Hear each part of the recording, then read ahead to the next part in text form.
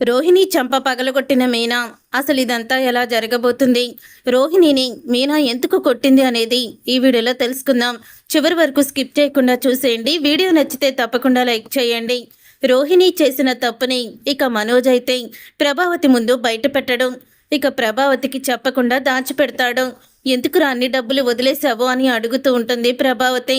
లేదమ్మా, అతను ఈరోజు ఫర్నిచర్ తీసుకువెళ్తాను, తర్వాత డబ్బులిస్తాను, ముందు అడ్వాన్స్గా 1,00,000 రూపాయలే ఇస్తాను అని అన్నాడు. కానీ ఈ రోజుల్లో ఎవరిని నమ్మడానికి లేదు కదా. అతను ఎంత పెద్ద కారులో వచ్చినా, రిచ్ మ్యాన్లా కనిపించినా సరే నాకెందుకో నమ్మబుద్ధి కాలేదు. అతను ఎందుకో నాటకం ఆడుతున్నాడేమో అని నాకు అనుమానం వచ్చింది.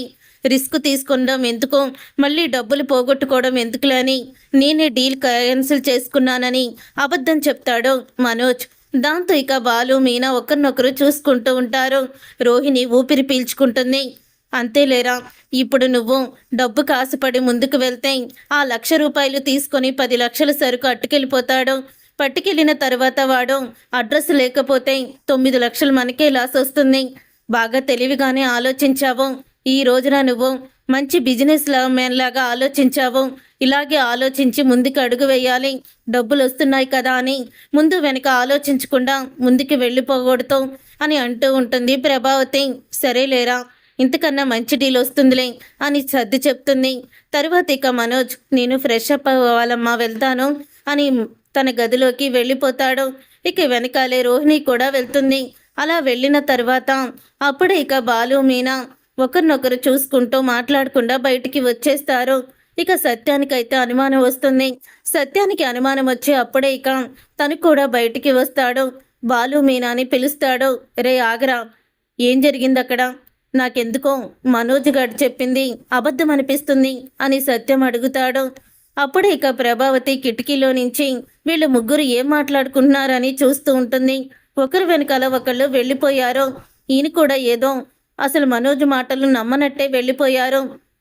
ఏమై ఉంటుంది అని కిటికీలో నుంచి అయితే ప్రభావతి చూస్తుంది. అప్పుడే ఇక ప్రభావతి చూడ్డంతో సత్యం ఇలా అడుగుతాడు. మనోజ్ చెప్పింది అబద్ధం కదా అని అడుగుతాడు.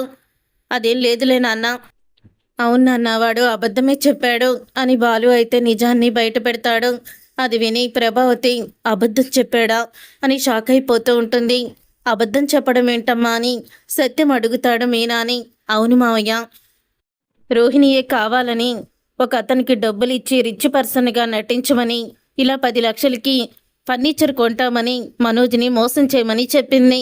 అలా చెప్తే తనని ఫర్నిచర్ షాపుకి పంపిస్తారని రోహిణి డ్రామా ఆడింది, నాటకం వేసింది. మాకెలా తెలిసిందంటే వాళ్ళ దగ్గర నటించడానికి వెళ్ళిన వాడు నా స్నేహితుడే నాన్న. అప్పుడు వాడు చెప్పాడు, ఇలా ప్రభావతి ఫర్నిచరు అతన్ని వాళ్ళ భార్య ఇలా ఫేక్ చేయమంది, ఫోన్లు చేయమంది. అసలు మామూలు మోసగత్తి కాదు, ఆవిడ భర్తని ఫేక్ చేసి అలాగే బ్యాంకు చెక్ కూడా ఫేక్దే ఇమ్మంది అని అంటూ అన్నీ కూడా చెప్పాడు. ఆ తర్వాత ఫర్నిచర్ ఇస్తే మళ్ళీ అది నాకు తిరిగి ఇచ్చేయాలని కూడా తను నాతో చెప్పిందని కూడా అన్నాడు. మళ్ళీ మనోజ్ గారిని మోసం చేస్తుంది రోహిణి అని మేం కూడా అతని వెనకాల వెళ్ళి వాడి బండారాన్ని బయట పెట్టాము. లేకపోతే 10 లక్షలు నష్టపోయేవాడు. రోహిణి తర్వాత మరి వాడికి ఫర్నిచర్ ఇచ్చేదో తను అమ్మేసుకునేదో తెలీదు అని అంటూ ఉంటాడు బాలు. ఇవన్నీ విని ప్రభావతి కోపంతో రగిలిపోతూ ఉంటుంది. అంటే మళ్ళీ మనోజ్ గారిని అందరి ముందు ఫోన్లు చేయడానికి నాటకాలు మొదలుపెట్టిందా? అసలు ఇది మనిషేనా అని కోపంతో రగిలిపోతూ ఇక మనోజ్ దగ్గరికైతే వెళ్తుంది. డోరు గట్టిగా కొడుతుంది ప్రభావతి. అప్పుడే ఇక మనోజ్ అయితే డోరు ఓపెన్ చేసి చూస్తాడు. ఇక మనోజ్ని చంప పగలగొడుతుంది. ఏంట్రా, ఆ డీల్ నీకు కరెక్ట్ కాదని నువ్వు ఆగి స్టాప్ అయిపోయావా? అసలు నా దగ్గర అబద్ధం చెప్పాలని నీకెలా అనిపించిందిరా? ఈ దిక్కుమాలిది, ఈ పాపిష్టిది నిన్ను మోసం చేసిందని నువ్వెందుకు చెప్పలేదో అని అడుగుతూ ఉంటుంది ప్రభావతి. అప్పుడే ఒక్కసారి రోహిణి షాక్ అయిపోతూ ఉంటుంది. ఇక మనోజు, ఈ విషయం నీకెలా తెలిసిందమ్మా? బాలుగాడు చెప్పేశాడా అని అంటూ ఉంటే, అవునరా, వాడు చెప్పాడు, మీనా చెప్పింది. ఇప్పుడేం చేస్తావో? అంటే ఇది చేసిన మోసం మళ్ళీ నా ముందు బయట పెడితే దీని ఇంట్లో నుంచి బయటికి గెంటేస్తాననే కదా నువ్వు అనుకున్నావు అని అంటూ ఉంటుంది ప్రభావతి. అప్పుడే ఇక మనోజ్, అదేం లేదులేమ్మా అని అంటూ ఉంటాడు. రే, నీకింకా దీంతో కాపురం చేయాలని అనిపిస్తుందా? దీన్ని భారీగా ఒప్పుకోవాలని అనిపిస్తుందా? అంత పెద్ద మోసం చేసి అందరి ముందు తన్నులు తిని ఇంట్లో నుంచి బయటికి గెంటేస్తే తర్వాత ఏదో పాపమని ఇంట్లోకి రానిచ్చిన తర్వాత కూడా నిన్ను మోసం చేయాలని చూసిందిరా. అలాంటి దాన్ని ఎలా భార్యగా ఒప్పుకుంటున్నావురా నువ్వు? అసలు నువ్వు మనిషివేనా అని అడుగుతూ ఉంటుంది మనోజ్ని. కాదమ్మా, ఇది మోసం చేసింది నన్ను, చేసింది మోసం. కానీ ఇప్పుడు నేను తనకి వేసే శిక్ష ఏంటో తెలుసా? నాకు భార్యగా మాత్రమే ఉంటుంది, పేరుకు మాత్రమే భార్య.